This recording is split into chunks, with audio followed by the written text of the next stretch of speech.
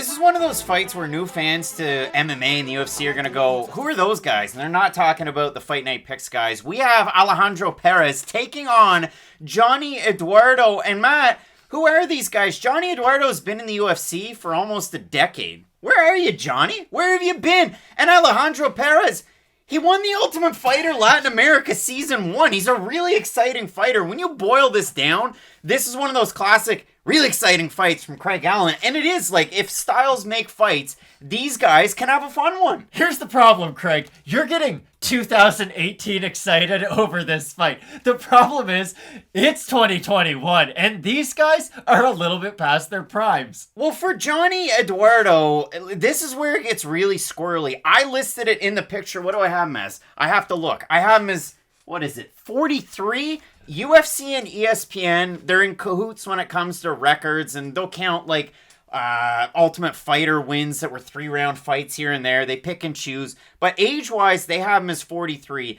I read a Guilherme Cruz article when Johnny Eduardo was supposed to fight Anthony Burchak back in the spring. Of course, Eduardo had to pull out due to visa issues, so A, hopefully he makes it to this fight. But B, Guilherme was like, okay, well, he's 41 or 40 then.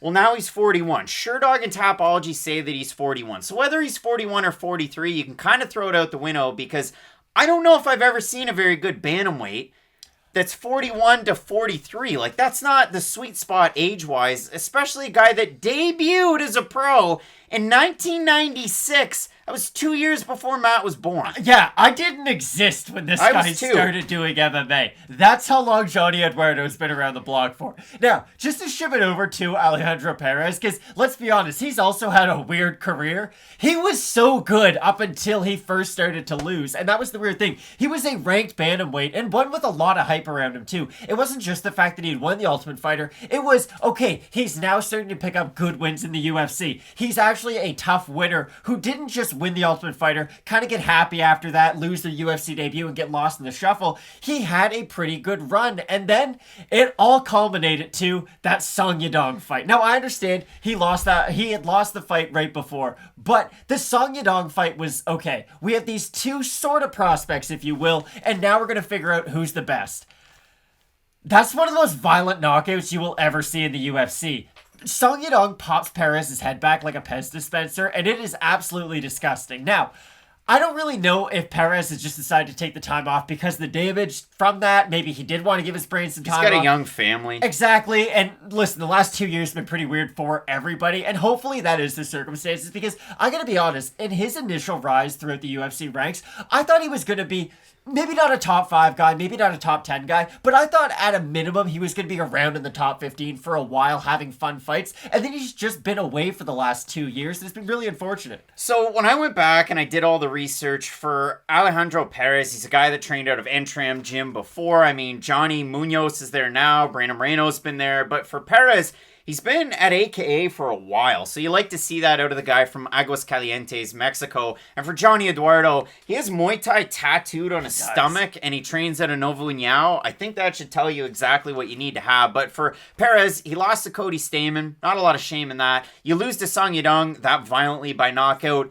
It's bad. It's actually really bad, but you can kind of understand it. Those are big names. Perez won the Ultimate Fighter. He's 7-3-1 in the UFC. Like, that's pretty darn good. For Johnny Eduardo, I don't exactly know how old he is. We have to possibly do carbon dating. That's not good. The other thing, I don't know what Johnny Eduardo has over the UFC, but this is the crazy thing. He was in UFC 2, UFC 3, and UFC 4, the video game. He's 3-4, and he debuted in the UFC, and I had to write it down because it's been so long. Like, his UFC wins over Jeff Curran, Eddie Wineland, and Manny Gamburin. Like, when are you, other than Eddie Wineland, who's still kind of doing it, I know he had a loss to Sexy Mexi, but it's kind of crazy. The UFC debut of Johnny Eduardo, UFC 134, Silva versus Okami. In 2011, he lost to Rafael Assunção by decision. Johnny Eduardo, not the greatest record in the UFC. And that's kind of the crazy thing, too. We have to back it up a little bit. You lose to Assunção, who was prime Assunção. You lose to Aljamain Sterling in 2015, who was still kind of finding his way. You get knocked out by Matthew Lopez, who's no longer in the UFC. He wasn't great. And then you get submitted by Nathaniel Wood in 2018. I don't know what the hell, Johnny Eduardo, you're going to get, But I will say, the last time he won a fight in the UFC was 2016 over Manny Gamburin. So, for me, I look at this fight. I have an unknown Johnny Eduardo who's in his 40s at bantamweight, who, at his best, is a very technical striker against Alejandro Perez that can really get it done in a lot of different ways, who's still only 32 years old, coming off a disgusting knockout a few years ago, switched camps to AKA. I think it should be fire with fire in this one. So when I look at the odds, little bit of a head scratcher, somewhat. I mean, Perez open a minus 200 favorite, minus 217 on best fight odds. Eduardo open a plus 170 is plus 184. But yeah, it's just such a weird fight. And for Johnny Eduardo, I don't know if you remember the story from 2020 in the summer when Eduardo was still years away from a fight. He called out Sugar Sean O'Malley, and his call out was this, and I will read it word for word from a Guilherme Cruz article, MMA Fighting. I want to fight the stoner, Eduardo told MMA Fighting. I really want to trade hands with the agricultural scientist. Matt, your thoughts on this fight and his call out of Sean O'Malley over a year ago? Is that a compliment or a call out? I don't know.